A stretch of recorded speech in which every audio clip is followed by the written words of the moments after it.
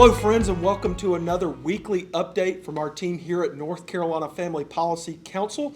I'm Mitch alongside our counsel, Jerry Royal, and this is the legislative week ending May the 30th. Jerry, it's been a week, not exactly the busy week that we're used to down at the General Assembly building. Let's talk a little bit very quickly about last week. Last week was budget week for the House.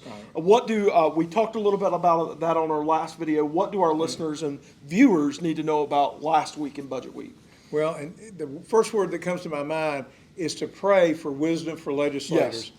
The House and the Senate have some similarities in their two budgets, Yes. but there are significant differences at the same time. And this is part of the process. Every year, every legislative session, the governor has a budget, the House, the Senate, and to work through all those differences is always a challenge. And so please be praying for them as they look at these differences. That's a wise word. We'll keep you up to date on those budget talks as they progress, especially when it comes to the things that you care about, those issues that affect your family, education, freedom and opportunity, life, all of those things. Speaking of those, we've talked about it once again many times. May 8th was crossover. There were several of the bills that we tracked, and those are in an article you'll find at the bottom of the email if you clicked on an email or this video on YouTube or wherever you're watching or listening to us right now. You'll find that article to a crossover bill list that we've been tracking. And we'll talk a little bit more about that article in just a second. What do we need to know about all of those bills that have crossed over? Right. And this is another interesting part of the process. What that means is bills that have passed either the House or the Senate have now gone over to the other chamber.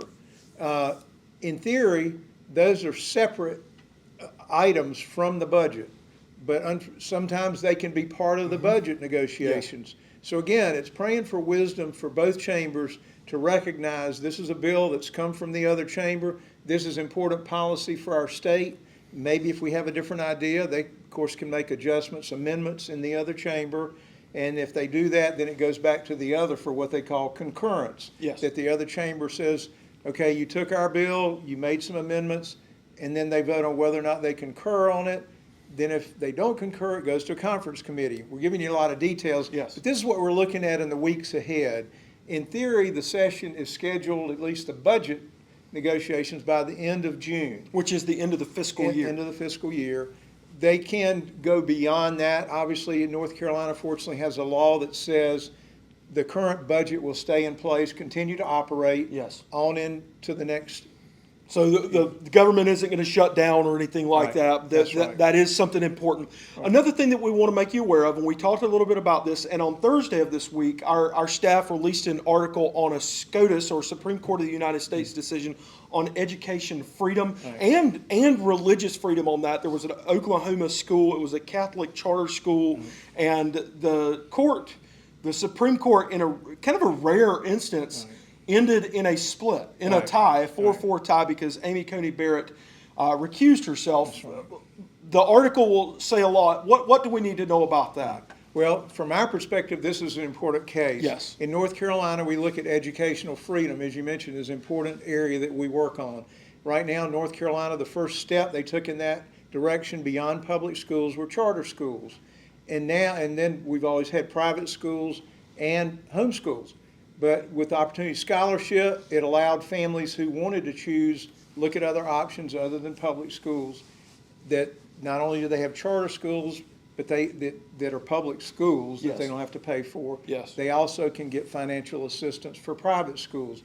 What this case would have allowed, like you say, in the state of Oklahoma, would have been a school that was a religious school, said we want to become a charter school. So they get state assistance. Their charter school board said yes. Their state Supreme Court said no. U.S. Supreme Court took the case up, and as you say, Mitch, there are 9 members of the U.S. Supreme Court, so usually cases are decided. My math isn't good, but rarely ever ends in a tie if everybody decides. But as you say, Justice Barrett recused herself because she had some involvement with private schools, felt like she needed to remove herself from the case. Unfortunately, they didn't make a decision. We were hopeful that they would rule, Yes. This is a problem, something that's offered by the government, that you wouldn't discriminate because of religion. Yes. And that was part of the aspect. In North Carolina, thankfully, that's what's happening with our school choice, not in charter schools, Yes. but in this choice for private schools. It can be a religious school, and the parents can get the opportunity scholarship to help in a religious school Yes. setting. Again, an article at the bottom of this email on the website where you can learn more about this decision and some fine details there. This week, the week of Memorial Day, was a furlough week in the General Assembly, but it's been, while it's been a quiet week down there, it's been a busy week in our office. We've been honing in on and building out our legislative action page, our call to action page on our newly redesigned website. For those of you that haven't visited in a while, go to ncfamily.org. You can look at our action page and learn about, as we talked about those crossover bills, you can see what we're honing in on, focusing in on in the weeks ahead as the legislative session continues. What do our listeners and viewers need to know about those action alerts and what we've been working on this week here in our office? And again, I want to start again by thank you for listening and being part of Yes. our work here. We will send out notices, emails, alerting you to encourage your members of the legislature to support certain legislation that has made it through crossover. And that's what you're mentioning. We'll let you know through email. So if you're not currently on our email list, please go to our website and sign up to start receiving our emails. So you can go to our website, ncfamily.org. If you're not already there, you can you can explore that website. Lots of great stuff there. Speaking of great stuff, one of the resources that we provide, I'm gonna do something that we rarely ever do. I'm gonna acknowledge somebody on the other side of the camera. So you're watching right now. Our communications director, Anna Scott Cross, who is upset with me right now that I'm pointing her out literally, she does an outstanding job as the editor of Family North Carolina, twice a year. I'm not even going to try to say that. Twice a year we put out this magazine. This is the cover of our new magazine that's going to be hitting your mailbox in the next couple of weeks. If it doesn't come, then let us know and we'll get you a copy of this award-winning, and I say that on purpose. It's been featured alongside Decision Magazine, which is part of the Billy Graham Evangelistic Association, and World Vision Magazine, and most of you are familiar with those two. Our magazine has been featured alongside of those, the most recent, not this one, but the most recent before this.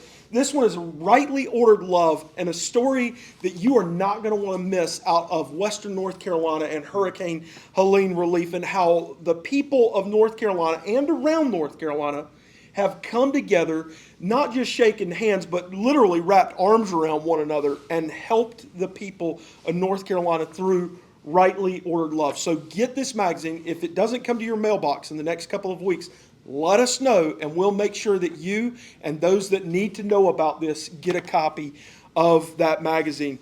Jerry, there's a lot going on in our office, and as we say, these kinds of resources, our Salt and Light seminars, our team down at the General Assembly, our brand new webs, all of those things can't happen without you.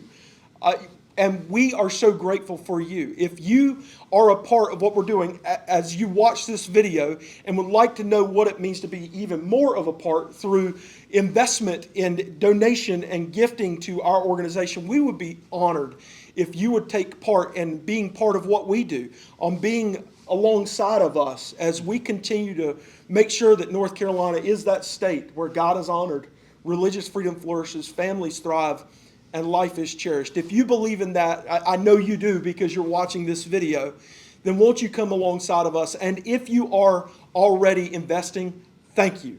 Jerry, I can't thank them enough for investing in the work that we do. Yeah. And as we mentioned, just to reiterate, we're looking at an important time moving ahead on the budget, on these specific bills that have made it through crossover, for you to join together with us to encourage members to do what we believe is in the best interest of the people of North Carolina. Well, on behalf of our president, John Rustin, Jerry, I'm Mitch, and the rest of our team, including Anna Scott right behind the camera, thank you for watching another edition of our weekly update video. God bless you all.